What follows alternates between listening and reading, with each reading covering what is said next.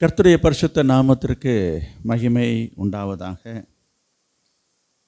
கடந்த வாரத்திலே நான் உங்களுக்கு சில ஆலோசனைகளை பரிசுத்த ஆவியானுடைய ஒத்தாசையோடு சொல்ல நீங்கள் கேட்டீர்கள். நீங்கள் அதனாலே திருப்தி ஆவீர்கள் என்று ஆண்டவர் இந்த மாதத்தில் நமக்கு வாக்குத்தத்தமாக தந்தார். எதனால் என்று சொல்லும்போது, எதனாலலாம் நீங்கள் திருப்தி இல்லாமல் இருக்கீங்களோ, எது இல்லாததுனால, எது கிடைக்காதனால, எது இல்லாததுனால உங்களுக்கு திருப்தி இல்லையோ, அதனால் உங்களை திருப்தி ஆக்குவேன் என்று ஆண்டவர் இந்த மாதத்திலே ஒரு வாக்குத்தத்தமான ஒரு வார்த்தையாக உங்களுக்கு கொடுத்தார் என்று நான் கடந்த வாரத்தில் சொன்னேன். அதை குறித்து சில வார்த்தைகளை நாம் தியானித்தோம். அப்படி யாரெல்லாம் ஆண்டவர் திருப்திப்படுத்துவார் என்று சொல்லும்போது, அதில் ஒரு குறிப்பாக கடந்த வாரத்தில் நாம் பார்த்தது சாந்த குணம் உள்ளவர்களை ஆண்டவர் திருப்திப்படுத்துகிறார் என்று சொன்னேன். அப்போ சாந்த குணம் உள்ளவர்கள் என்று சொல்லும்போது, சாந்த குணத்தை பற்றிய ஒரு சில விவரங்களை பரிசுத்த ஆவியானுடைய ஒத்தாசையோடு இயேசு கிறிஸ்துவினுடைய வாழ்க்கையில் நடந்த சம்பவங்களோடு ஒப்பிட்டு ஒரு சில காரியங்களை உங்களுக்கு நான் சொல்லியிருந்தது ஞாபகம் இருக்கும். நேரம் கடந்து போனதுனால அநேக காரியங்களை நான் சொல்லலை. விடுபட்டு போன காரியங்களை இந்த வாரத்திலே சொல்லுவதாகவும் நான் சொல்லியிருந்தேன். கவனிங்க. எனவே அதனுடைய தொடர்ச்சி என்று எடுத்துக்கொண்டாலும் எடுத்துக்கொள்ளனா தவறில்லை. நான் அப்படி சொல்ல முடியாது. இதை அப்படியே கண்டினியூட்டாக அப்படிலாம் இல்லை. ஆனால் அதற்கு தொடர்பாக சில காரியங்களை நான் சொல்ல முடியும். தொடர்ச்சி என்பதை விட அதுக்கு ரிலேட்டடாக, ஓரியன்டாக, அதுக்கு இணையாக ஒரு சில ஆலோசனைகளை ஆண்டவர் தொடர்ந்து உங்களோடு சொல்லும்படி சொன்னது தான். வெகு விரைவாக, சீக்கிரமாக, சுருக்கமாகவும் சொல்லி நான் கடந்து போக ஆசைப்படுகிறேன்.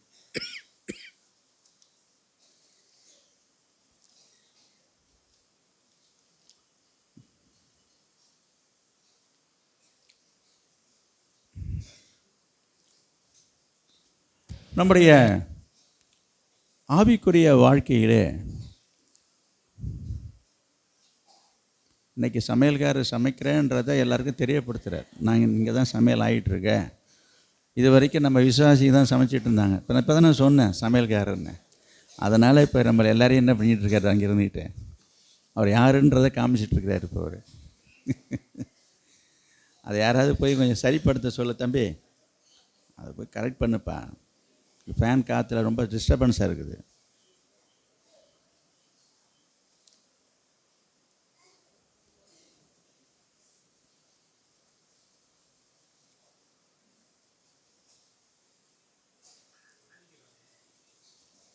Praise the Lord.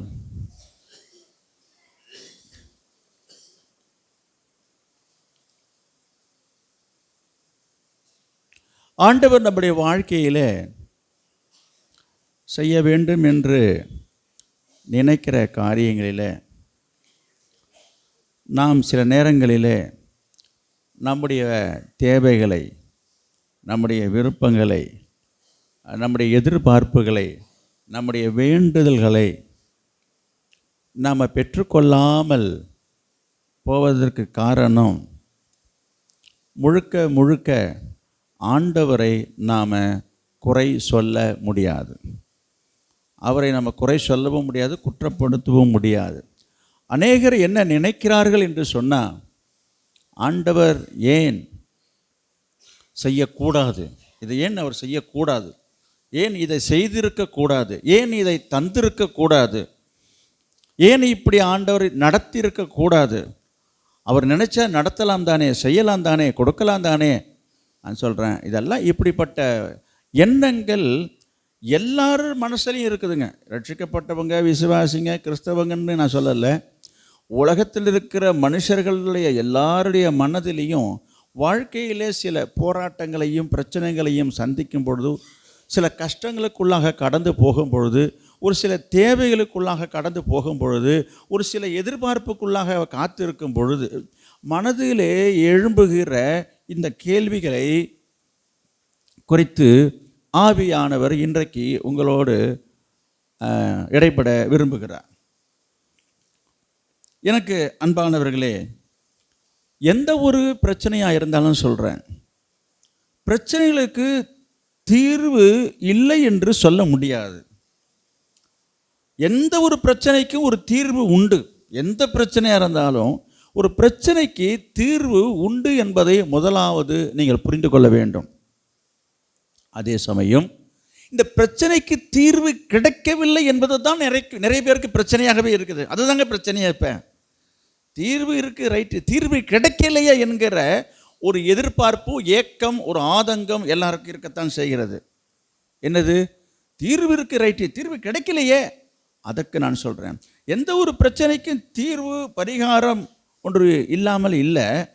ஆனால் அதற்கான காரண காரியத்தை நம்ம கண்டுபிடித்து கண்டறிந்து அதை செய்யும் பொழுது மட்டும்தான் உங்கள் பிரச்சனைக்கு தீர்வு கிடைக்குமே தவிர, புரியுதுங்களா? நீங்கள் பிரச்சனையை பார்த்து கொண்டு இருந்தாலோ, பிரச்சனையை குறித்து பிரச்சனை என்று பிரச்சனையை பற்றியே நீங்கள் பேசிக்கொண்டு இருப்பதனாலேயோ, அல்லது பிரச்சனையின் மத்தியிலே இருக்கிற உங்கள் மனதில் இருக்கிற ஆதங்கத்தை கொட்டி தீர்க்க வண்ணமாக முறுமுறுக்கிறதையோ, குறை சொல்லுவதிலையோ, ஆண்டவரை தூஷிப்பதிலையோ, அல்லது ஆண்டவரை குறை சொல்வதிலையோ, ஆண்டவரை விட்டு வழி விலகி போவதிலையோ உங்களுக்கு தீர்வு கிடைக்கவே கிடைக்காது. இன்னும் அதிகமாகுமே தவிர தீர்வு கிடைக்காது. ஒரு சிலர், நான் சொல்கிறேன், ஒரு சிலர் தான், நான் எல்லாரையும் நான் சொல்லலை, ஒரு சிலர் இது போன்ற ஒரு சூழ்நிலைக்குள்ளாக கடந்து போகும் பொழுது அந்த பிரச்சனையை தீர்ப்பதற்கு வேண்டிய வழிமுறைகளை கண்டு அறியாமல் ஆராயாமல் மனதிலே தோன்றுகிற எண்ணத்தின்படி, சிந்தையின்படி ஒரு விரக்தியில், வெக்ஸாகிட்டு சொல்கிறாங்க, வெறுப்பு, ஒரு சலிப்பு, எதையாவது சொல்லிவிடுகிறார்கள், எதையோ பேசிவிடுகிறார்கள். இப்படி சொல்வதனாலேயோ அல்லது நினைப்பதனாலேயோ நடந்துவிடும் என்று சிலர் நினைக்கிறார்கள். நடக்காது. அவங்க நினைக்கிறதே நடக்காது. என்ன நினைக்கிறாங்கன்னா, இப்படி நம்ம அப்படி அவங்க ஆண்டவர் மேலே ஒரு கோபமாக இருந்தால், ஆண்டவர் மேலே ஒரு வேகமாக இருந்தால் ஆண்டவருக்கு என்ன பண்ணிவிடுவார் அப்படின்ற ஒரு தவறான கருத்து நிறைய விசுவாசிகள் மனதில் இருக்கிறது. ஏன் அப்படி நான் சொல்கிறேன் என்று சொன்னால், இன்றைக்கு மனுஷீகமாக நான் பேசுகிறேன். அது என்ன மனுஷீகம் என்று சொன்னால், இன்றைக்கு சாதாரணமாக அன்றாட சராசரி இன்றைக்கு மனுஷனுடைய வாழ்க்கையிலே நடந்து கொண்டிருக்கிற, குடும்பங்களில் நடக்கிற, சின்ன பிள்ளையில் இருந்து பெரியவங்க வரைக்கும் நான் சொல்ல முடியும், இதில் நடக்கிற ஒரு யதார்த்தமான ஒரு நிகழ்ச்சியை தான் உங்களுக்கு சுட்டி காட்ட விரும்புகிறேன். என்னவென்று சொன்னால், பொதுவாக ஒரு காரியம் நடக்கலை அல்லது கிடைக்கலை அல்லது கொடுக்கலை என்று சொல்லும் பொழுது போய் சாப்பிடாமல் போய் படுத்துக்கொள்வாங்க, பேசாமல் மூஞ்சி தூக்கி வச்சுட்டு இருப்பாங்க, முகத்தை திருப்பிட்டு இருப்பாங்க, கோவிச்சிட்டு வெளியில் போவாங்க. இன்னும் என்னென்ன காரியங்களை அவங்களால செய்ய முடியுமோ அத்தனையும் செய்வார்கள். இன்றைக்கி பிள்ளைங்க கொண்டு அப்படி தான் இருக்குது. நான் கேட்டதை நீங்கள் கொடுக்கலன்னா நான் போய் சாப்பிட மாட்டேன், அதை பண்ண மாட்டேன். இது சின்ன பிள்ளைங்கள் மட்டும் இல்லை, பெரியவங்களும் அப்படி தான் இருக்கிறாங்க. பேசுறது கிடையாது, அவங்கள்ட்ட வேகமாக இருக்கிறது, கோபமாக இருக்கிறது, எதையாவது அதுக்கு ஏடா கூடமாக செய்கிறது, செய்ய வேண்டியது செய்யாமல் இருக்கிறது, அன்றாடமாக ரொட்டீனாக செய்துட்டு இருக்கிற வேலையை செய்யாமல் ஸ்ட்ரைக் பண்ணுற மாதிரி, இது ஸ்ட்ரைக் பண்ணுறது, இதெல்லாம் குடும்பங்களிலே நடக்கிற விஷயங்களை சொல்கிறேன். புருஷன் மனைவிக்குள்ளே நடக்குது, பெற்றோர் பிள்ளைகளுக்குள்ளே நடக்கிற ஒரு விஷயம். இப்படி இருக்கும் பொழுது இது போல் அவங்க பிஹேவ் பண்ணும் பொழுது சம்மந்தப்பட்டவர் என்ன செய்கிறாங்க, மனசு கேட்காம. ஒரு சின்ன உதாரணம் சொல்கிறேன். ஒரு பிள்ளை, ஒரு வாலிப பிள்ளை இன்றைக்கி நடத்திக்கிட்டு இருக்கிறத சொல்கிறாங்க. இப்போ எல்லாம் நிறைய நடக்குதுங்க. என்ன, நிறைய பிள்ளைங்கள் என்ன செய்கிறாங்க, ஃபோன் வேணும்னு கேட்குறாங்க. இல்லை, இது போல் வேறு எதையாவது ஒன்றை வீட்டில் பேரண்ட்ஸ்கிட்ட வற்புறுத்தி கட்டாயப்படுத்தி வாங்க வேண்டும் என்று சொல்லும் பொழுது அவருடைய பொருளாதார சூழ்நிலையோ அல்லது அவங்க படிப்பினுடைய நலனை கருதியோ அவங்க வாங்கி கொடுக்காமல் இருந்தாங்க என்று சொன்னால் அதை ஏற்றுக்கொள்கிறதே கிடையாது. உடனே முறுக்கிக்கிட்டு போகிறது, நான் படிக்க மாட்டேன்றது, நான் சாப்பிட மாட்டேன்றது, முகத்தை போய் கவுந்தடிச்சு படுத்துக்க வேண்டியது. கவனிங்க, இப்படிலாம் சில காரியங்களை அவங்க செய்யும் பொழுது, திரும்பவும் சொல்கிறேன், பொதுவாக இந்த இடத்துல தகப்பன் ஸ்தானத்தில் இருக்கிற தகப்பனை விட தாய்மார்கள் இந்த விதத்தில் ரொம்ப ரொம்ப ரொம்ப ரொம்ப இலகுன மனசு உள்ளவங்க. உள்ள சாப்பிடலைன்னானதே மனசு அப்படியே இதாகிடும். அவனை போய் சமாதானப்படுத்தி, அவனை வற்புறுத்தி, நான் அப்பாட்ட சொல்லி வாங்கி தரேன்டா, அப்படிடா இப்படிடா சொல்லி எதுக்கு சாப்பிட வைக்கணும். நான் சொல்கிறேன், சாப்பிடாம என்னன்றேன்.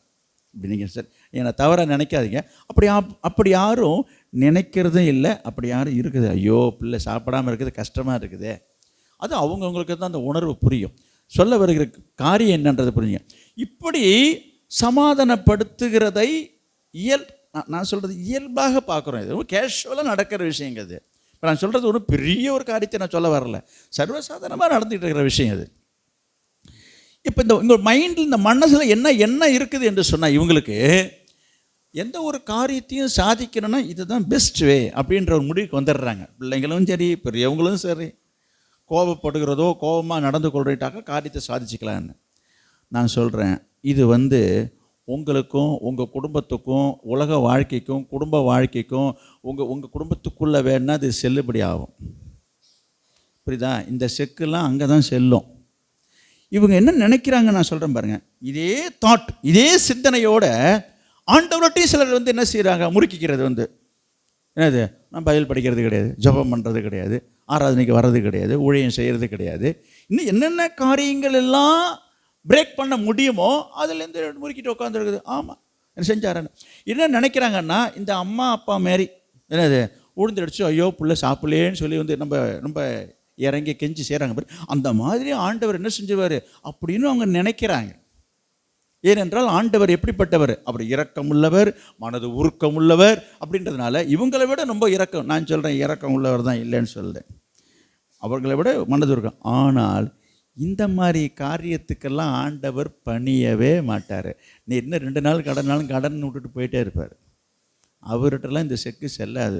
உங்கள் வீட்டில் வேணால் உங்கள் பாச்சா பழிக்கலாம். இப்போ நான் சொன்ன இந்த காரியங்கள்லாம் உங்கள் வீட்டில் உங்கள் அப்பா அம்மாட்டையோ மற்றவங்கள்ட்டையோ இந்த மாதிரி நாடகம்லாம் போட்டுக்கிட்டு நீங்கள் காரியத்தை நீங்கள் சாதிச்சுக்கலாம். அந்த தாட்டில் தான் என்ன செய்கிறாங்க, இன்றைக்கி கடவுளுடைய காரியத்திலையும் ஒரு சிலர் நடந்துகிற காரியத்தை நான் சொல்ல வரேன். அவனுடைய எண்ணங்கள் அப்படி இருக்கிறது என்று நான் சொல்ல வருகிறேன்.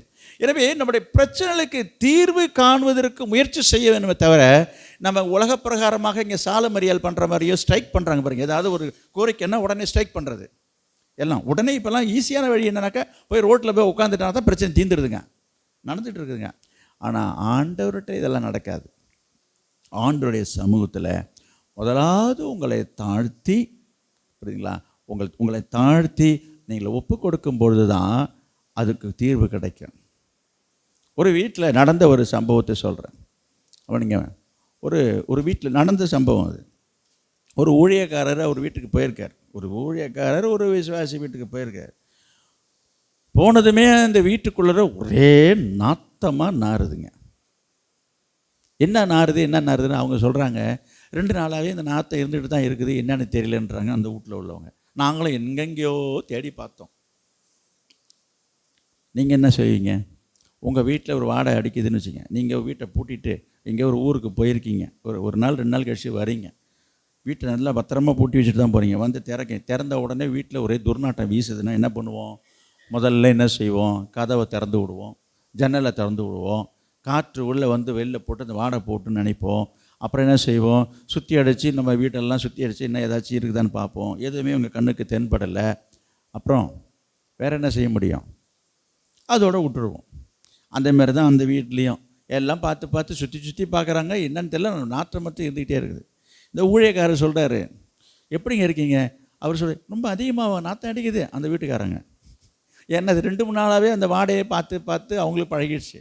ஐயோ என்னால் இங்கே இருக்கவே முடியாதுன்னு சொல்கிறாரு இந்த ஊழியக்காரர். என்ன பண்ணுறது?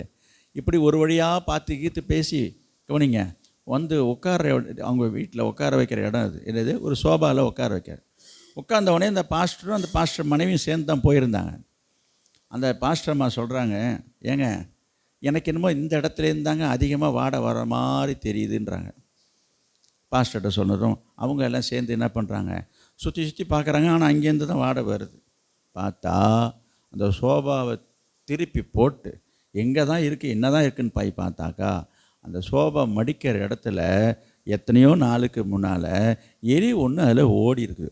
ஓடும்போது இந்த சோபாவை இப்படி மடித்து போடுவாங்க இல்லையா, டக்குன்னு அதில் மாட்டியிருந்துருக்குது. மாட்டினது அதோட தலை துண்டாக போய் பாதி தொங்கிட்டு கிடந்திருக்கு, அழியிருக்கு. இதுதான் அதில் நடந்த விஷயங்க. இதுக்கு சொல்ல வரேன்னு கவனிங்க.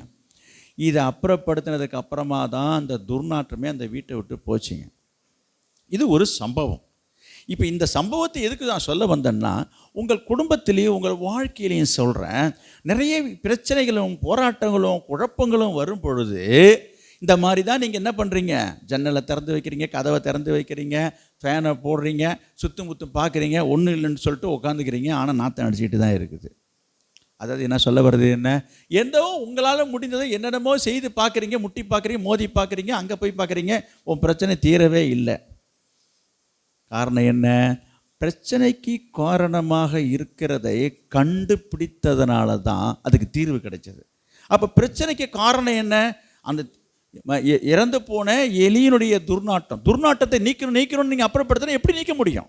அப்போ அதுக்கு காரணமாக இருந்தது செத்துப்போன எலியை அவங்க கண்டுபிடிக்கலை.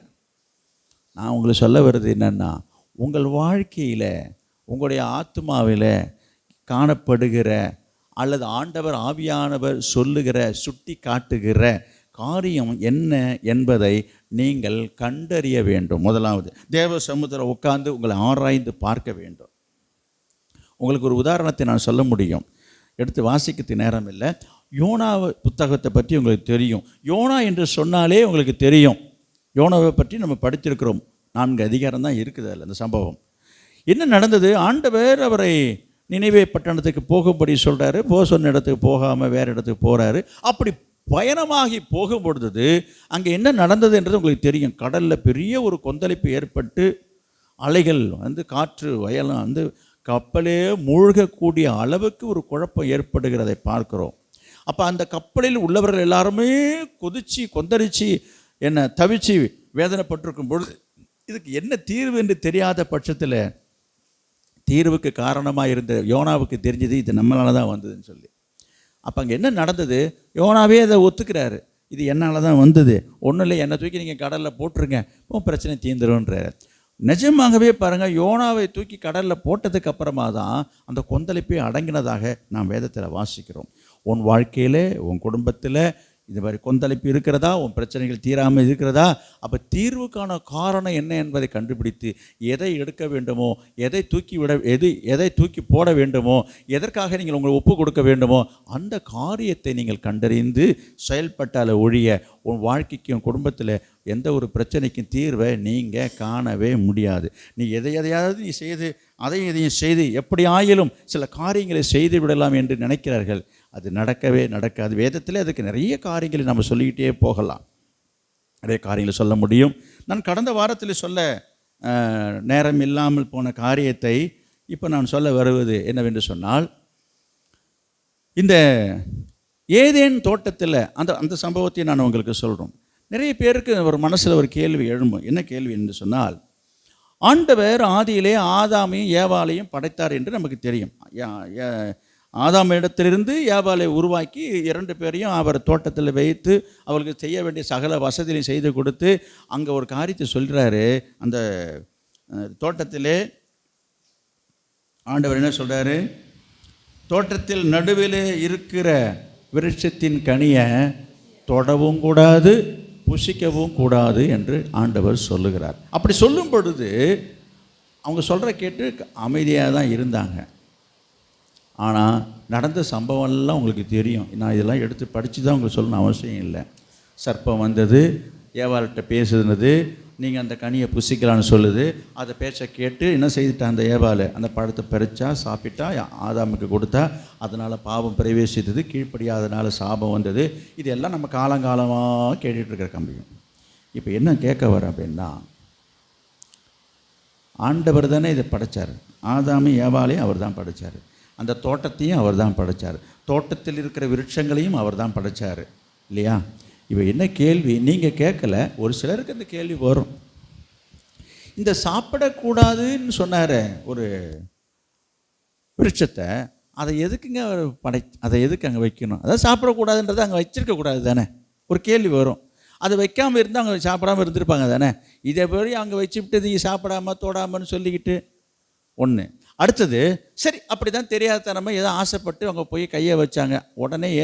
உடனே கர்த்தர் என்ன செய்து இருக்கணும், உடனே அப்படியே பறந்து வந்து என்ன செஞ்சுருக்கணும்? ஆண்டவரே அப்படியே அந்த ஏவாள் கையை அப்படியே டப்புன்னு பிடிச்சிருக்கணும். பிடிச்சி நான் என்ன சொன்னேன், என்ன செய்கிறேன்னு சொல்லி தடுத்துருக்கலாம் தானே? ஏன் ஆண்டவர் அதை தடுக்கலை? ஏன் ஆண்டவர் அதை வச்சுருந்தாரு? இந்த மாதிரி கேள்விகள் யாரும் கேட்கலை. இதெல்லாம் கேள்வி கேட்டால் தான் அதுக்கு பதிலும் கிடைக்கும். இதுபோல் மனசில் நமக்கு தோன்றக்கூடும் அல்ல தானே? அப்போ பிசாசு எங்கேருந்து வந்தான்? யார் அந்த பிசாசு? எதற்காக வந்தான்? பிசாசை இப்படி பாவம் செய்யும்படி தூண்டினது யார்? பிசாசை இப்படிலாம் வந்து ஏவாள்கிட்ட பேசணும்னு சொன்னது யார்? இந்த மாதிரி 1008 கேள்விகள் உங்கள் மனதில் வரக்கூடும். கவனிங்க. ஆனால் நீங்கள் ஒரு காரியத்தை புரிந்துக்கணும். ஆண்டவர் அவருடைய படைப்பில், சிருஷ்டிப்பில் எதுலேயுமே குறை சொல்லவே முடியாது. சிலர் சொல்லுவாங்க, ஒரு ஒரு சின்ன பிள்ளை நம்ம வீட்டில் இருக்குதுங்க, ஓடி ஆடி விளையாடுற பிள்ளை, அதுக்கு முன்னால் கொண்டுட்டு போய் ஒரு கத்தியை வச்சுவிட்டு கத்தி எடுக்காத, கத்தியை தொடாதண்ணா, அது பாட்டு இருந்தால் கூட அந்த பிள்ளை கம்முன்னு இருந்திருக்குங்க. நம்ம சொன்னதுக்கு அப்புறமா தான் அந்த கத்தியை பார்க்கும். நம்ம சொன்னதுக்கு அப்புறமா தான் ஒரு கியூரியாசிட்டி. அதாவது பொதுவாக மனுஷனுக்கு எதை செய்யக்கூடாது என்று நம்ம சொல்லுகிறோமோ அதை தான் செய்யணும் என்கிறதான ஒரு ஆர்வம் இயல்பாகவே ஒவ்வொரு மனிதனுக்குள்ளரையும் தூண்டப்படுகிறது. பொதுவாக சொல்கிறேன். அப்போ பிள்ளைகள்கிட்ட போய் இதை வைக்கும்போது என்ன, நீ நம்ம கம்முன்னு இருந்தால் கூட இந்த பிள்ளை எடுத்து பார்த்துருக்காது. இதை தொடாத, இது எடுக்காத, இது குத்திரும், இது கிழிச்சிடணும் போது, அப்படி அது எப்படி கிழிக்கும், இது எப்படி குத்தும் பார்ப்போமே, அப்படி தான் செய்யும். அதே போல் ஆண்டவர் இந்த மரத்தை அங்கே பிரித்த அந்த ஜீவ விருட்சத்தை அங்கே வச்சுவிட்டு அதை தொடாத, அதை சாப்பிடாத அப்படின்னு சொல்கிறாரு. இது என்னங்க இது? யோசித்து பாருங்கள். அப்படி ஒரு எண்ணம் வருது.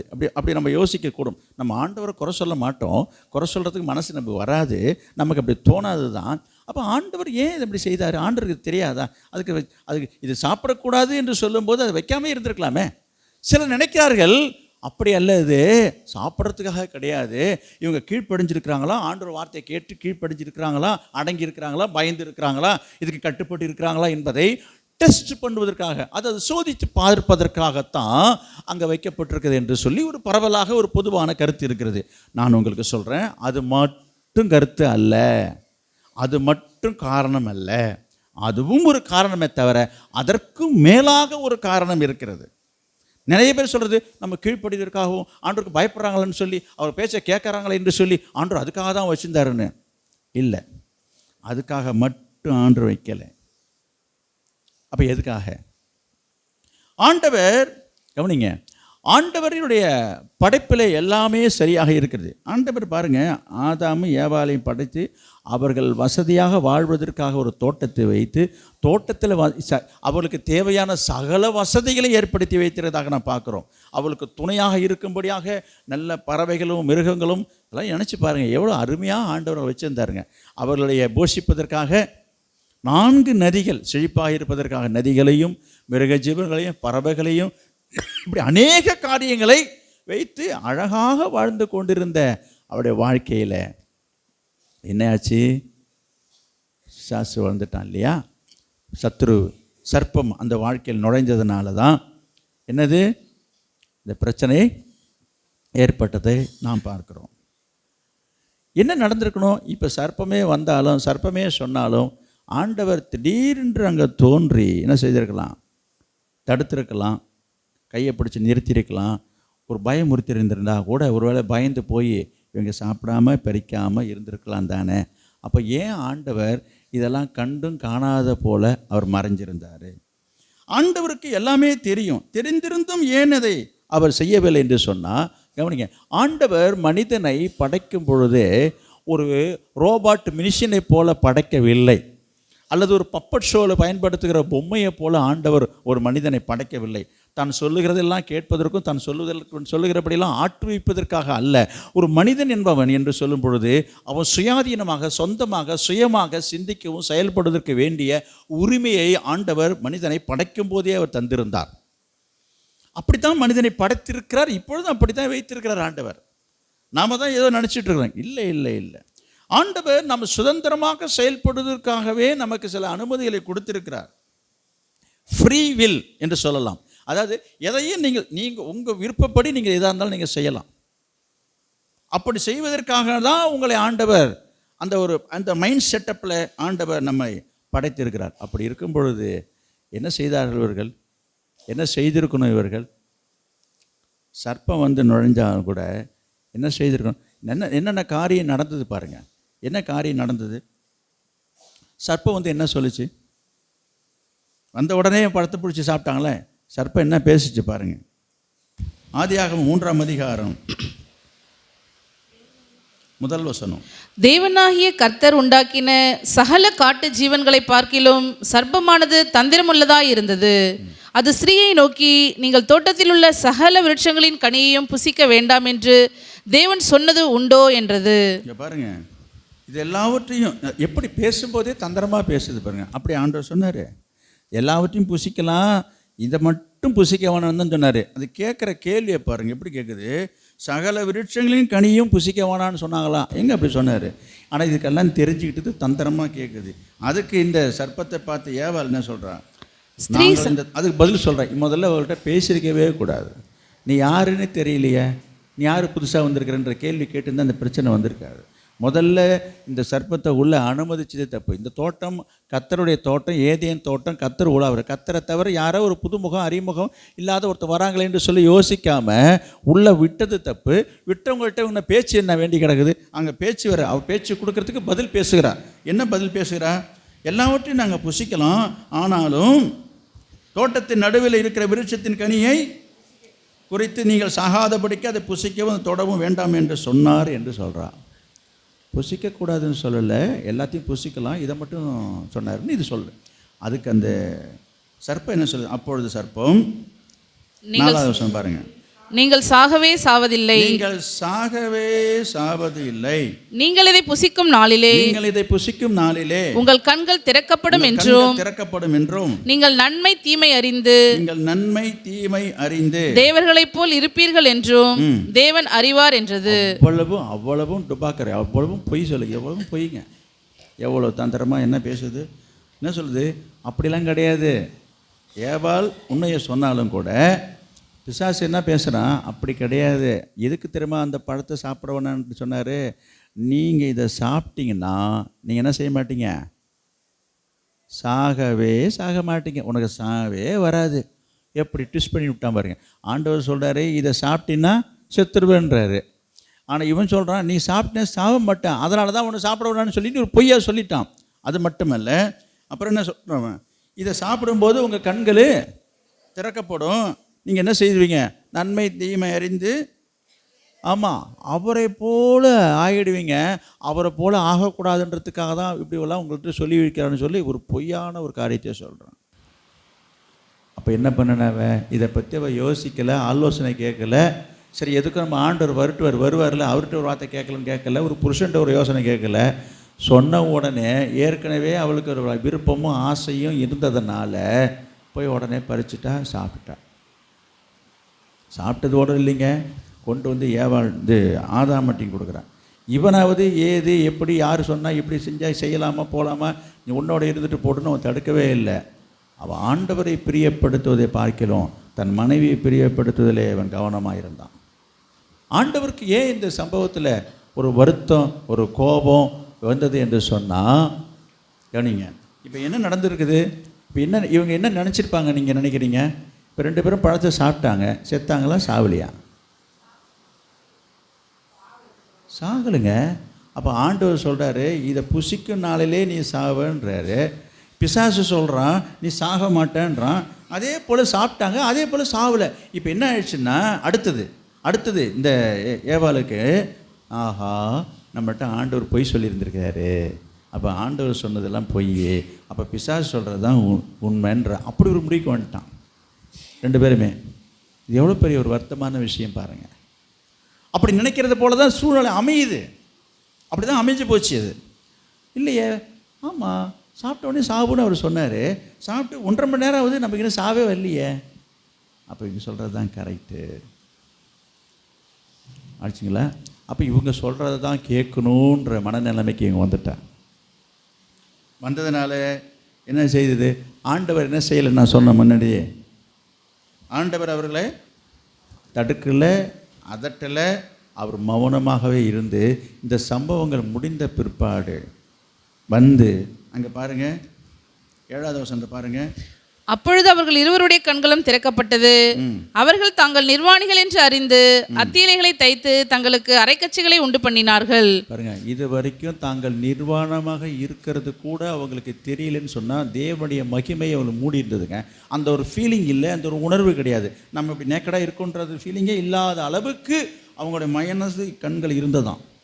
இதை சாப்பிட்டதுக்கு அப்புறமா தான் அந்த உணர்வு வந்தது, ஒரு வெட்கம் வந்தது, கூச்சம் வந்ததுனால தான் அவர்கள் இப்படி மாறினார் என்று எழுதப்பட்டிருக்குது. அப்போ இதுக்கு காரணம் என்ன என்று சொல்லும்போது நமக்கு புரிஞ்சு போச்சுங்க.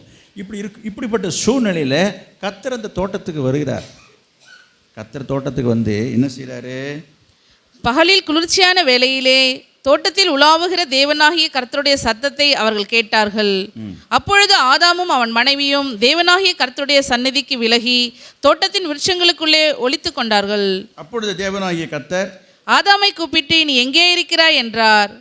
அதற்கு அவன், நான் தேவருடைய சத்தத்தை தோட்டத்திலே கேட்டு நான் நிர்வாணியாய் இருப்பதினால் பயந்து ஒளித்து கொண்டேன் என்றான். கவனிங்க, என்ன சொல்ல வரேன்னு கவனிங்க. ஆண்டவருக்கு எல்லாமே தெரியும்.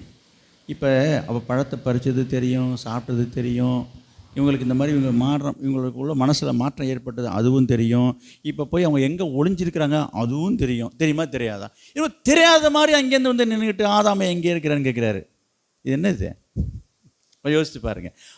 சங்கீதத்தில் எடுக்க வேண்டாம். சங்கீதத்தில் 139ஆம் அதிகாரத்தில் பார்க்குறோம், பாதாளத்தில் படுக்க போட்டெல்லாம் அங்கேயே நீ இருக்கிறீர் இல்லை, உன்னுடைய கண்களுக்கு மறைவாக எங்கே போவேன்ற. எங்கேயுமே நம்ம போக முடியாது, எல்லாமே அவருக்கு தெரியும். தெரியாத மாதிரி தோட்டத்தில் இருந்துட்டு குரல் கொடுத்து கூப்பிட்றாரு, ஆதாமே ஆதாமே எங்கே இருக்கிறேன். என்னங்க இது? எங்கே இருக்கிறது தெரியாதா? நேராகவே போக வேண்டியதானே? எங்கே இருக்க நேராகவே பிடிச்சி கேட்க வேண்டியதானே? நல்லா யோசித்து பாருங்க. அப்போ என்ன அர்த்தம்? தெரியாது கேட்கலைங்க, தெரிஞ்சுக்கிட்டு தான் கேட்குறாரு. தெரியாமல் தெரியாதுன்னு பாருங்க. அடுத்தது கேள்வி கேட்குறாரு, நான் புசிக்கக்கூடாதுன்னு சொன்னது புசிச்சியான்னு கேட்குறாரு. அதுதான் எல்லாமே முடிஞ்சு போச்சு, எல்லாமே அவருக்கு தெரியும். தெரியாத மாதிரி கேட்குறாரு. என்ன இது? இப்போ நடிக்கிறாரா? நாடகமா இது? இல்லை, ஆண்டவர் நடிக்கலைங்க. இது எல்லாமே அவன் வாயாலே வரணும், அவன் அதை புரியணும், அவன் உணரணும், புரிய வைக்கணுன்றதுக்காக தான் அவன்கிட்ட இதை விசாரிக்கார தவிர இது விசாரிக்காமையே அவர் எல்லா முடிவும் எடுத்திருக்க முடியும். புரியுதுங்களா? அப்போ இந்த சம்பவங்களை நம்ம பார்க்கும் பொழுது ஆண்டவர் ஏன் இந்த காரியத்தை தடுக்கலை? நிறைய பேர் நினைக்கிற காரியத்தை நான் சொல்கிறேன். இன்றைக்கு ரட்சிக்கப்பட்ட சில விசுவாசிகளுடைய எண்ணங்கள் என்னவாக இருக்குன்னு சொன்னாக்கா, ஒரு தப்பு செய்யும்போது, ஒரு பாவம் செய்யும்போது ஆண்டவர் ஏன் அவங்கள போய் தடுக்கலை அப்படின்னு கேட்குறாங்க. சிலர் கேட்குறாங்க, தன்னை குறித்தும் கேட்குறாங்க, மற்றவனுக்கு சரி அவன் தான் தெரியாமல் பண்ணிகிட்ருக்கான், ஆண்டவர் போய் அதை தடுக்கக்கூடாதா? ஆண்டவர் அதை செய்யாமல் தடுத்துருக்கலாம் தானே என்ன? ஆண்டவர் தடுக்க மாட்டார். அப்படி சில பேர் நினைக்கிறாங்க. அப்போ அவர் போன போது நின்றுருக்காரு. அப்படியும் கிடையாது, அப்படி கிடையாது, நீ எக்கடாவது கெட்டுப்போ, அப்படிலாம் கிடையாது. அப்போ ஆண்டவர் மனிதனை எப்படி அவர் உருவாக்கி வைத்திருக்கிறார் என்று சொன்னால், எந்த ஒரு காரியத்தை குறித்தும் நல்லதாக இருக்கட்டும், கெட்டதாக இருக்கட்டும், நன்மையாக இருக்கட்டும், தீமையாக இருக்கட்டும், எதையும் நீயாகவே உன்னுடைய சொந்த அறிவுக்கு சிந்தனையிலே சிந்தித்து முடிவெடுக்கக்கூடிய ஒரு அறிவை நமக்கு தந்திருக்கிறார். அதுதான் மனிதனுக்கு கொடுக்கப்பட்டிருக்கிற 6வது அறிவு, பகுத்தறிவு என்று சொல்லி நம்ம பார்க்குறோம். அப்போ இந்த மாதிரி ஒரு சுயாதீனத்தை நமக்கு கொடுத்து எதுவாக இருந்தாலும் நீனே டிசைட் பண்ணு. அப்போ நம்மளை சுதந்திரமாக செயல்பட வேண்டும் என்று ஆண்டவர் விரும்புகிறார். அப்படி தான் அவங்களை நடத்தவும் விரும்புகிறார். அப்போ இதில் தவறு என்று சொல்லி இது தவறுன்றலாம் நம்ம சொல்ல முடியாது. அப்போ அவருடைய கண்ட்ரோலில் இருக்குன்னு சொன்னால் அதுக்கும் ஒரு பேச்சு வந்துடும். இப்போ பார்த்தீங்கன்னா, காலத்துக்கும் அவருக்கு அடிமையாகவே இருக்கணுமா? யார்? இப்போ ஏவால அவருக்கு அடிமையாக இருக்குன்றதுக்காகவே அந்த பழத்தை சாப்பிடக்கூடாதுன்னு சொன்னார். இப்படிலாம் சில பேர் பிசாசு அப்படி தான் சொல்லியிருப்பான். பார்த்தீங்களா, எப்போ பார்த்தாலும் அவருக்கு பயந்துகிட்டே இருக்கிறதுக்காக தான் இவங்களை இப்படிலாம் செய்திருக்காரு. இல்லை இல்லை இல்லை, அப்படி இருந்திருந்தால் அப்போவே அவர் போய் தடுத்திருப்பார் ஆண்டவர், சாப்பிடாது என்று சொல்லி. அவர் எல்லாவற்றையுமே அவங்க இஷ்டத்துக்கு விட்டுடுறாரு. அப்போ என்ன அர்த்தம்? உன் விருப்பத்துக்கு விடுறாருன்ற அர்த்தம் இல்லை. எதுவாக இருந்தாலும் நல்லதையோ கெட்டதையோ நீ தீர்மானிக்கும் போது அதனால் வர விளைவினால் நீ தான் அதனுடைய பாடத்தை கற்றுக்கொள்ளணும், நீ புரிந்து கொள்ளணும், தெரிந்து கொள்ளணும். அதன் மூலமாக நீ திருந்தணும், உணரணும், வாழணும்னு அவர் விரும்புகிறார். நிறைய பேர் எதிர்பார்க்குறது என்ன தெரியுமா? ஆண்டவர் செஞ்சிட மாட்டாரா? ஆண்டவராக வந்து என் மனசுக்குள்ளே பூந்து, என் பிள்ளை என் பையனோட மனசுக்குள்ளே பூந்து அவனை மாற்றிட மாட்டாரான்னு? அதெல்லாம் ஒன்றும் செய்ய மாட்டார். இன்றைக்கு வாசித்தோம் உபாகமம் 30ஆம் அதிகாரத்தில் பாருங்கள், 15வது வசனம். இதோ ஜீவனையும் நன்மையையும் மரணத்தையும் தீமையையும் இன்று உனக்கு முன்னே வைத்தேன். நீ பிழைத்து பெருகும்படிக்கு நீ சுதந்தரிக்க போகிற தேசத்தில் உன் தேவனாகிய கர்த்தர் உன்னை ஆசீர்வதிக்கும் படிக்கும் நீ உன் தேவனாகிய கர்த்தரில் அன்பு கூறவும், அவர் வழிகளில் நடக்கவும், அவர் கற்பனைகளையும் கட்டளைகளையும் நியாயங்களையும் கைக்கொள்ளவும். ஆண்டவர் தெளிவாக எழுதி வச்சிருக்காருங்க. அவர் உங்களுக்கு முன்பாக வச்சிருக்காரு. ஜீவனையும் ஜீவனையும் நன்மையும் மரணத்தையும் தீமையும் உன் கண்ணுக்கு முன்னாடி எது வேணும்னு எடுத்துக்க, உன் சாய்ஸ். இதை தான் ஆதாம் காலத்தில் செய்தார். இன்றைய வரைக்கும் அதே நடைமுறை தான் தொடருது. நமக்கு தெரியுதுங்க, நல்லது எது கெட்டதுன்றது நமக்கு தெரியும், தெரியாமலாம் கிடையாது. நம்ம தான் அதை முடிவு எடுக்கணும். நீ என்ன முடிவு எடுக்கிறியா என்று ஆண்டவர் பார்க்குறார். நீ எடுக்கிற முடிவை பொறுத்து தான் உன் வாழ்க்கை இருக்குது. உன் வாழ்க்கை உன் கையில் தான் இருக்கிறது. இதை அறிந்து கொள்வதற்கு புரிந்து கொள்வதற்கு வேண்டிய அறிவை உனக்கு கொடுத்துருக்கிறார். இன்றைக்கு சில பேர் வேண்டும் என்று விரும்பியே தீமையை தெரிந்து கொள்கிறாங்க. தீமைன்னு தெரியாதே கிடையாதுங்க. எல்லா கடையிலையும் எழுதி போட்டிருக்கிறாங்கங்க. முன்னால் போர்டிலே தான் தெரியாமையாக போகிறாங்க. அதை படிச்சுட்டு அதை தான் தெரியுது, அதை தான் எழுதியிருக்காங்களேன்னு சொல்லிட்டு தான் குடியே கிடக்குன்றாங்க. சொல்லிக்கிட்டே என்ன பண்ணுறாங்க, அந்த குடிக்கிற பாட்டிலில் கொண்டு தான் போட்டு வச்சுருக்கிறாங்க. இது குடிக்கிறது மட்டும் நான் சொல்லலைங்க, என்னென்னலாம் தீய பழக்க வழக்கம் எல்லாத்துலேயுமே போட்டிருக்கான். பயங்கரமாக படம் போட்டிருப்பான், எலும்பு கூடு படம் போட்டிருக்கிறான், இதை சாப்பிட்டா கேன்சர் வரும்ன்றான். அதெல்லாம் பார்த்துக்கிட்டே அதை கிழிச்சு போட்டுட்டு போயிட்டே இருக்கிறாங்க. யோசித்து பாருங்கள். அப்போ முடிவு உங்கள் கை. இவங்க என்ன நினைக்கிறாங்க, இதை யாராவது தடுக்கணும்னு என்று எதிர்பார்க்குறாங்க. யாரும் தடுக்க மாட்டாங்க. இன்றைக்கி அரசாங்கம் கூட அது தடுக்கிறதுக்கு எவ்வளோ ட்ரை பண்ணுது, எவ்வளோ சட்டம் போடுது, அதையும் தாண்டி நடந்துக்கிட்டு தான் இருக்குது. யோசித்து பாருங்கள், எல்லாம் நடந்துக்கிட்டு தான் இருக்குது. அப்போ காரணம் என்ன? ஆண்டவர் என்ன சொல்கிறாரு, என்ன எதிர்பார்க்குறாரு என்று சொன்னால், கவனிங்க, உங்களுடைய வாழ்க்கையை பற்றி முடிவு எடுக்கிற ஒரு ரைட், ஒரு உரிமையை உனக்கு கொடுத்துருக்கிறார். நீங்கள் என்ன தீர்மானம் எடுக்கிறீங்களோ அதை பொறுத்து தான் ஆண்டவர் உங்களுக்கு உதவி செய்ய முடியும். நீ தீர்மானம் எடுக்காமையே ஆண்டவர் உதவி செய்வார்னு சிலர் எதிர்பார்க்குறேன். அங்கே தான் நீங்கள் தப்பு செய்கிறீங்க. நீ ஒரு தீர்மானத்தை எடுத்து உன்னை ஆண்டவருக்கு ஒப்பு கொடுத்து கீழ்ப்படிந்து நான் இதன்படி வாழ விரும்புகிறேன் என்று சொல்லும்போது ஆண்டவர் உனக்கு உதவி செய்வார். நீ தீர்மானமே எடுக்க மாட்டேன், நான் இப்படி தான் இருப்பேன், நான் அப்படி தான் செய்வேன், முடிஞ்சால் அவர் என்னை மாற்றிக்கிட்டோம், முடிஞ்சால் என்ன செய்யட்டும் என்கிற போர்வையில் சில பேர் இன்றைக்கி நடத்திக்கிட்டு இருக்கிறாங்க. அவங்க வாழ்க்கையில் மாறுதலையும் மாற்றத்தையும் பார்க்கவே முடியாது. அவங்க மாற போகிறதும் கிடையாது, அவங்க மாற்றத்தை அடைய போகிறதும் கிடையாது. எனவே ஆண்டவர் இந்த காரியத்தில் இன்றைக்கு நான் சொல்கிறேன், ஆதாம் ஏவாள் மட்டும் நான் சொல்லலை, உங்கள் வாழ்க்கையிலையும் கூட நீங்கள் தவறு செய்யும்போது, பாவம் செய்யும்போது, ஆண்டவருக்கு விரோதமாக செயல்படும் போது ஆண்டவர் என்ன செய்து கொண்டிருக்கிறார்? மௌனமாக இருக்கிறார், அமைதியாக இருக்கிறார், பொறுமையாக இருக்கிறார். அதை வேடிக்கை பார்த்து கொண்டு தான் இருக்கிறார், தடுக்கிறதே கிடையாது. நினைக்கிறாங்க இதெல்லாம் அநியாயம் இல்லை, இது பார்த்துட்டு இருக்காரு பார்த்தீங்களா என்று சொன்னால், அவர் தான் உனக்கு ஒரு சுயாதீனத்தை கொடுத்துருக்கிறார். சுயமாக சிந்தித்து செயல்படுகிற முடிவெடுக்கிற ஒரு தன்மையை உனக்கு கொடுத்து விட்ட பிற்பாடு உன்னை அடிமை போல நடத்த அவர் விரும்பவில்லை.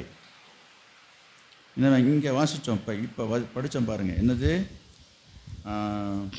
19வது வசனத்தை பாருங்கள்.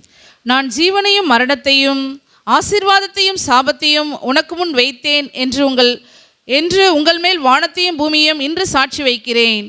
சரி, கவனிங்க. இந்த ஆதாம் ஏவாளுடைய காரியத்தில் ஆண்டவர் என்ன நினச்சார் தெரியுங்களா?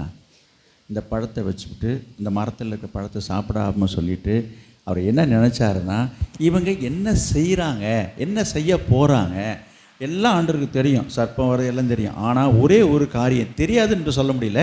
இவங்க இந்த சூழ்நிலையில் இவங்க எப்படி பிஹேவ் பண்ண போகிறாங்க, இதை எப்படி இவங்க இந்த பிரச்சனையை அவங்க ஃபேஸ் பண்ண போகிறாங்க என்பதில் ஆண்டவர் பொறுமையாக பார்த்துட்ருக்கிறார். எதை சொல்கிறேன், அந்த விருட்சத்தின் கனியை சாப்பிடலான்னு சொல்லும்போது அவங்க பேச்சை கேட்குறாங்களா, என் பேச்சை கேட்குறாங்களா, என்ன நம்புகிறாங்களா, பிசாசை நம்புகிறாங்களா, நான் சொன்னதை கேட்டு செய்கிறாங்களா, செய்யாமல் இருக்கிறாங்களா, இதை அவர் பொறுத்திருந்து பார்க்கணும் தான் தடுக்காமல் அமைதியாக இருந்தார். என்ன முடிவு எடுக்கிறாங்க என்று அவர் பார்த்தார். அப்படிப்பட்ட சூழ்நிலையில் இவர் டக்குன்னு ஒரு முடிவு எடுத்துட்டா, டக்குன்னு போய் அந்த பழத்தையும் பறிச்சுட்டா, உடனே என்ன செஞ்சுட்டா, பழத்தையும் சாப்பிடவும் செய்துட்டான். இதையெல்லாம் ஆண்டவர் இந்த ஆதாம் ஏவாள் மீது வைத்திருந்த நம்பிக்கையை சுக்குநூறாக உடைத்து விட்டது. அவர் மனசு ரொம்ப வேதனைப்பட்டார். ஆண்டவர் ஏன் அவரை சபித்தார், ஏன் அங்கே சாபம் கூறினு சொன்னால், கீழ்ப்படியாமையினால் மட்டுமல்ல. கீழ்ப்படியாமைன்றது நம்ம சொல்கிறது கேட்கலன்றது, அதே சமயத்தில் நம்ம சொல்கிறத மீறி நம்ம இவங்க மேலே ஒரு நம்பிக்கை வச்சுருந்தோம், எப்படி இருந்தாலும் நம்ம சொல்கிறத கேட்டு நடப்பாங்க, நம்மளை நம்பி இருப்பாங்க, நம்மளை சார்ந்து இருப்பாங்க, நம்ம சொல்கிறத கேட்பாங்க, இந்த முடிவு எடுக்க மாட்டாங்களேன்னு ஒரு நம்பிக்கை வச்சுருந்தேன். சுத்தமாக எல்லாத்தையும் ஸ்பாயில் பண்ணிட்டாலேவேன். டோட்டலாகவே ஒரு அப்செட் ஆகிட்டார். நான் உங்களுக்கு சொல்கிறேன், எனக்கு அன்பானவரே, ஆண்டவர் உங்கள் எல்லார் மீதும் அவரால் தெரிந்து கொள்ளப்பட்ட முன்குறிக்கப்பட்ட வேறு பிரித்து எடுக்கப்பட்ட ரட்சிக்கப்பட்ட இரத்தத்தினால் கழுவப்பட்ட உங்கள் எல்லார் மீதும் ஆண்டவர் ஒரு நம்பிக்கை உள்ளவராக இருக்கிறார். நீங்கள் அவரை நம்பியிருக்கணும், அவரை சார்ந்திருக்கணும் பட்சத்திலே அவர் உங்களுக்கு துணையாக இருப்பார். நீங்கள் எடுக்கிற ஒவ்வொரு முடிவையும் ஒவ்வொரு செகண்ட்லையும் அவர் பார்த்து கொண்டே இருக்கிறார். என்ன முடிவுன்னு கேட்குறீங்களா? நீங்கள் ஜெபத்தில் ஆண்டவர் சமூகத்தில் நீங்கள் எடுக்கிற தீர்மானங்களை பொறுத்து தான் உங்கள் வாழ்க்கை அமையும், உங்கள் குடும்பத்தினுடைய ஆசீர்வாதம் அமையும். நீ ஒரு தீர்மானம் எடுக்காமையே இதையும் ஆண்டவரே செய்வார், அவரே தீர்மானம் எடுத்துப்பார், அவரே எனக்கு எல்லாம் செஞ்சிருவாருன்னு நினச்சி கனவு கண்டிட்டு உட்காந்திங்கன்னா ஒன்றும் நடக்காது. நான் சொல்ல வர கருத்து அதுதான். எனவே நாம் ஒரு தீர்மானத்துக்கு வரணும். எந்த ஒரு நல்ல ஒரு இப்போ நான் அதை தான் முன்பே சொன்னேன். இதுக்கு ஒரு உதாரணத்துக்கு நான் இன்னொன்று சொல்லலாம். ஆண்டவர் சுயாதீனமாக விடுகிற காரியத்தை பற்றி சொல்லும் பொழுது ஒரு எக்ஸாம்பிளுக்கு நான் சொல்கிறேன். யூதாஸ் காரியத்தை பற்றி ஆண்டவருக்கு தெரியுமா தெரியாதா? நிச்சயம் தெரியும். அவனை பற்றி வேதத்திலே தீர்க்க தரிசனமாகவே எழுதப்பட்டிருக்குது. நல்லா புரிஞ்சுக்கணும். அவனை சீஷனாக ஏற்றுக்கொள்வதற்கு முன்பதாகவே இயேசுடைய வாழ்க்கையிலே என்னெல்லாம் நடக்கும் என்பதை தீர்க்கதரிசிகள் மூலமாக தேவன் எழுதியிருக்கிறதை வேதத்தின் மூலமாக நம்ம பார்க்குறோம். நல்லா புரிஞ்சுங்க. இன்னும் சொல்ல போனால் யூதாஸை பிறக்கிறதுக்கு முன்னே யூதாஸை பற்றி எழுதப்பட்டிருக்கு என்று சொன்னால் ஆச்சரியம். பேர் தான் இல்லை, அங்கே பேர் தான் இல்லை, யூதாஸுடைய பேர் இல்லையே தவிர இந்த சம்பவங்கள் எல்லாம் தீர்க்க தரிசனமாக எழுதப்பட்டிருந்தது. அப்படி இருந்தும் ஆண்டவர் அந்த யூதாஸ் என்ன செய்தார்? தன் சீஷனாக சேர்த்து கொண்டார். சரி, அது போகட்டும். தன்னை காட்டி கொடுக்க போகிறான் என்றது தெரிந்திருந்தும் எல்லாரும் கேட்குறாங்க, யார் யார் யாருன்னு. நான் இந்த துணிக்கையை துவைத்து யாருக்கு கொடுக்குறோனே அவன்தான் என்று சொல்கிறார். அப்படின்னு தெரியாமே செய்தார், தெரிஞ்சு தான் செய்தார். அது மட்டும் இல்லை, ஏசு என்ன சொன்னார் தெரியுமா உங்களுக்கு? ஏசு என்ன சொன்னார் யூதாஸ்கிட்ட? என்ன சொன்னார்? நீ என்ன செய்ய நினைக்கிறியோ போய் செய். நீ எடுத்து பாருங்கள், யோவான் சுவிசேஷத்தில் இந்த வசனம் இருக்குது பாருங்கள்.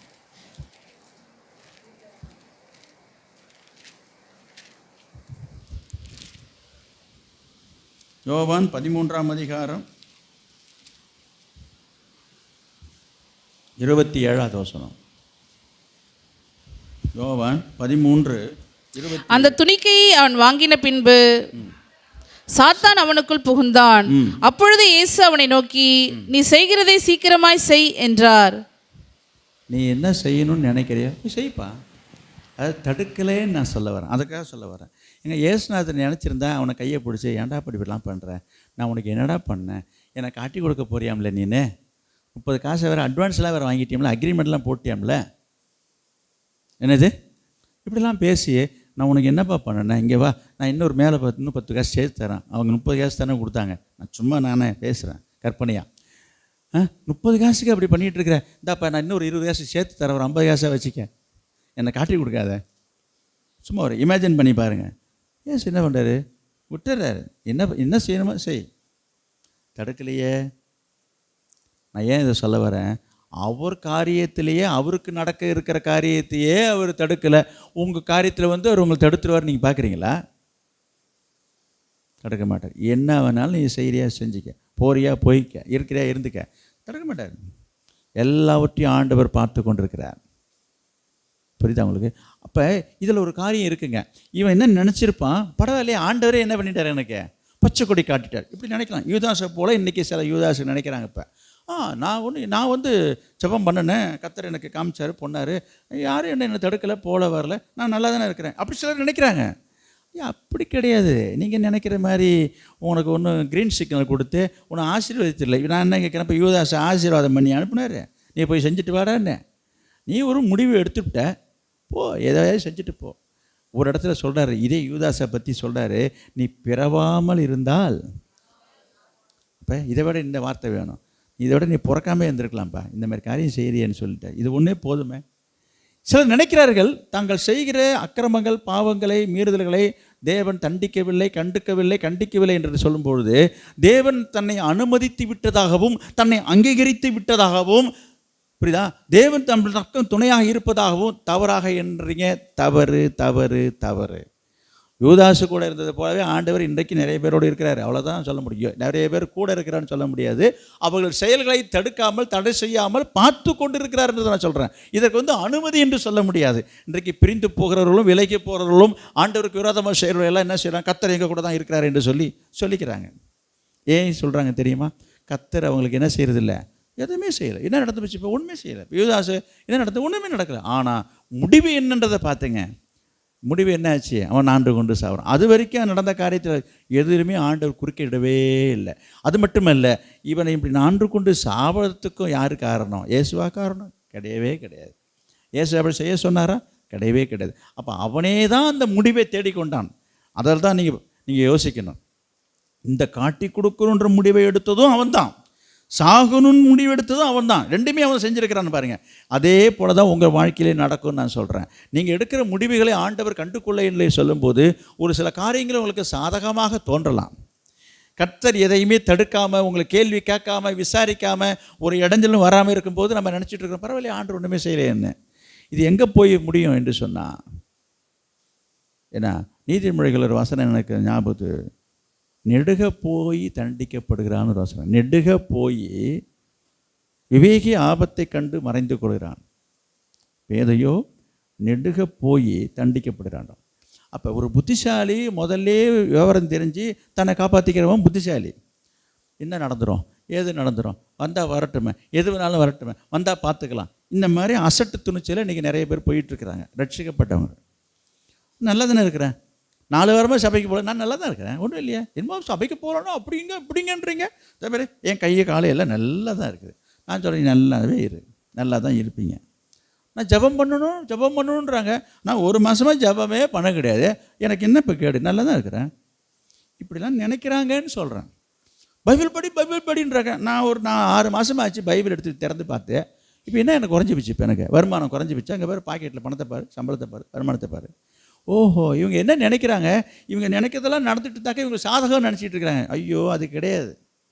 எல்லாவற்றையும் ஆண்டவர் பொறுமையாக பார்த்துட்டு இருப்பார். உனக்கு எல்லாம் நடக்கும், எல்லாம் கிடைக்கும். இதெல்லாம் ஆண்டவரால் வந்ததும் இல்லை, ஆண்டவர் உனக்கு கொடுத்ததாக நீ நினைக்கிறது தப்பு. முதல்ல புரியுதா?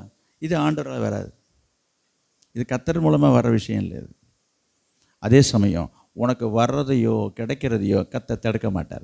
நம்ம என்ன நினைக்கிறோம், தடுக்கும் பொழுது தான், தடுத்தாதான் ஆண்டவர் இருக்கிறாரு, ஆண்டவர் பார்க்குறாரு, ஆண்டவர் கேட்குறாருன்ற ஒரு உணர்வு வருதுங்க. அவர் எதையுமே கேட்கலன்னும் போது ஆண்டவர் அதற்கு அனுமதி கொடுத்து விட்டதாக தப்பாக நினைக்கிறாங்க. இப்போ ஆண்டவர் கேட்கலன்னு சொல்ல, ஆண்டவரே கேட்கல, நீ என்னப்பா கேட்குற? இப்போ பாருங்கள், நம்ம போய் யாருக்காவது ஒரு புத்திமதி சொல்கிறோம், ஒரு அறிவுரை சொல்கிறோம், ஆலோசனை சொல்கிறேன். பாரு, கர்த்தரே அமைதியாக இருக்கார், கம்முன்னு வாயை மூடிட்டு அமைதியாக இரு. நம்ம வாயை மூடிடுவாங்க, சரியா வச்சுக்கலாம். நான் என்ன சொல்கிறேன், நம்மளும் வாயை மூடிட்டு கம்முன்னு போயிட வேண்டியதான். இந்த மாதிரி இதை பற்றி யாரையும் எதுவும் கேட்கக்கூடாது. இப்போ நான் என்ன ஒரு முடிவுக்கு வந்துட்டேன்னா, எந்த ஒரு பிரச்சனையாக இருந்தாலும் சரி, பைபிள் இருக்கிற ஆதாரத்தோடு நான் சொல்கிறேன். நிறைய ஊழியங்களிலே, சபைகளிலே, குடும்பங்களிலே எந்த ஒரு பிரச்சனையை வந்தாலும் சொல்கிறேன், ஒரு தீர்வு என்று சொல்லி பொழுது என்னாகமத்தில் 16ஆம் அதிகாரத்தில் நாம் வாசிக்கிறோம். மோசேக்கு எதிராக விரோதமாக எழும்பும் பொழுது மோசே முகம் குப்புற விழுந்தான் என்று போட்டிருக்கு வசனம். அப்படின்னா என்ன, காலு தடுக்கி கீழே போய் முகம் குப்புற விழுந்துட்டான் போட்டிருக்கேன். ஐயா, அது கிடையாதுங்க. தேவ சமூகத்தில் தேவனுடைய பாதத்தில் போய் விழுந்தான். அநேக இடங்கள் நீங்கள் பார்த்தீங்கன்னா, நிறைய இடத்துல பார்த்தீங்கன்னா மோசே செய்த காரியம் அதுதான். அப்படி தான் அவர் கடந்து போனார். நான் உங்களுக்கும் சொல்கிறேன், உங்கள் வாழ்க்கைக்கு, உங்கள் குடும்பத்துக்கு பிரச்சனைக்கு எதுவாக இருந்தாலும் சரி, போய் தேவ சமூகத்தில் போய் ஊழறதை தவிர வேறு வழியே கிடையாது. இப்போ அதை தான் நாங்கள் செய்தோம். நேற்றைக்கு வெள்ளிக்கிழமை செய்ததும் அதற்காக தான் அந்த ஜெபமே நடத்தணும். எதுக்கு நம்ம பேசிக்கிட்டு வாதையால் எல்லாம் ஜெபத்தில் ஜெபம் பண்ணுவோம். நான் உங்களுக்கும் நான் சொல்கிறேன், தனிப்பட்ட உங்கள் வாழ்க்கையிலையும் சரி, உபவாசம் போட்டு ஜெபம் பண்ணுங்கள். அப்படின்னா உங்களால் ஜெபிக்க முடியல, ஜெபத்துக்கு இங்கே வாங்க, தேவ சமூகத்தில் உங்களை தாழ்த்துங்க, உங்கள் ஒப்பு கொடுங்க, கர்த்தர் உங்களை நடத்துவார். நீங்கள் என்ன முடிவு எடுக்கிற, நீ என்ன செய்ய போகிற என்பதை கர்த்தர் பார்த்து கொண்டு இருக்கிறார். நீங்கள் கர்த்தரே எனக்கு எல்லாம் சொல்லுவார்னு நினச்சிட்டு இருக்கீங்க. கர்த்தரை தான் இப்போ பேசிகிட்டு இருக்கிறார். இன்றைக்கு இந்த நாளிலே, இந்த நேரத்திலே, இந்த வார்த்தையின் மூலமாக கர்த்தர் உங்களோடு பேசி கொண்டிருக்கிறார். நீங்கள் முடிவு எடுக்க வேண்டியது உங்கள் கையில் இருக்கிறத தவிர அவர் யாரையும் கட்டாயப்படுத்தி வற்புறுத்தி அவர் யாரையும் முடிவு எடுக்க செய்கிறவர் அல்ல. எனவே உங்கள் வாழ்க்கை எந்த ஒரு பிரச்சனைக்கு தீர்வாக இருந்தாலும் தீர்மானம் உங்கள் கையில் இருக்கிறது, தீர்வு உங்கள் கையில் இருக்கிறது. நீங்கள் எடுக்கிற முடிவை பொறுத்து தான் உங்களுடைய வாழ்க்கை ஆசீர்வாதமாக இருக்கும். இன்றைக்கு நான் வாசித்தோம், உபாகமம் 30ஆம் அதிகாரத்தில் நான் வாசித்தோம். இன்றைக்கு அதுக்காக அந்த வேத பகுதியை வாசிக்கவும் வைத்தேன். 15 19 வரைக்கும் நீங்கள் வாசிச்சிங்க. அதில் என்ன சொல்லப்பட்டிருக்குது?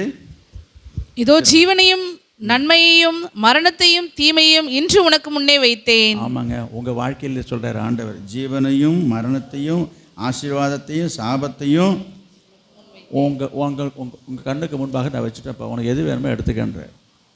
புரியுதுங்களா? ஆகையால் நீயும் உன் சந்ததியும் பிழைக்கும்படிக்கு நீ ஜீவனை தெரிந்து, நீங்கள் பிழைக்கணும்னு சொன்னால் ஜீவனை தெரிந்து கொள்ளுங்கள், சத்தியத்தை தெரிந்து கொள்ளுங்கள். இன்றைக்கி நிறைய பேர் பொழப்புன்னு பிழைக்கிறதுக்கு ஓடுறாங்க. கேட்டால் பொழப்புங்க. அங்கே பொழப்புனா என்ன? பிழைக்கிறது வேறு, பிழப்புன்னு அர்த்தம். வருமானத்தை தேடி போகிறது உடனே தாங்க எங்களை பழப்பு. அப்புறம் என்னங்க எங்கள் பொழப்பு என்னங்க ஆகுறது? ஐயா நீ பிழைக்கிறதுக்கு தான் சொல்லிட்டு உட்காந்துருக்குறோம். இன்றைக்கி ஆராதனைக்கு வாயான்னு சொன்னாக்கா இன்றைக்கி ஒரு நாள் பொழப்பு போதுங்கன்றாங்க. ஐயா உன் பொழப்புக்காக தான் இங்கே வர சொல்கிறோம்.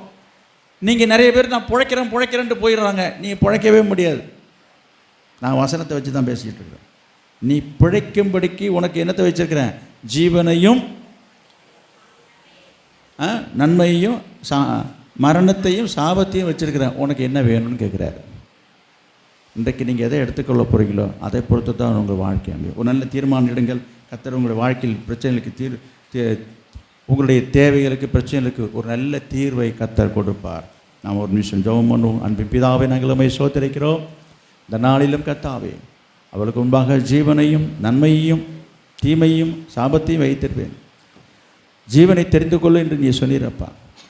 அதுபோல் இந்த நாளிலும் வாழ்க்கையின் பிரச்சனைகளுக்கு தீர்வு என்ன என்பதை காரண காரியத்தை புரிந்து கொண்டு ஒப்பு கொடுக்க கீழ்ப்படிய அர்ப்பணிக்க ஜெபிக்க உங்களுடைய சமூகத்தை நாட தேட உங்களுடைய பாதத்தில் அமர உங்களை சார்ந்து கொள்ள உங்களுடைய ஆலோசனை கேட்டு நடக்க ஒவ்வொருக்கும் கிருபை சாரும். இயேசுவின் நாமத்தில் பிதாவே, ஆமென்.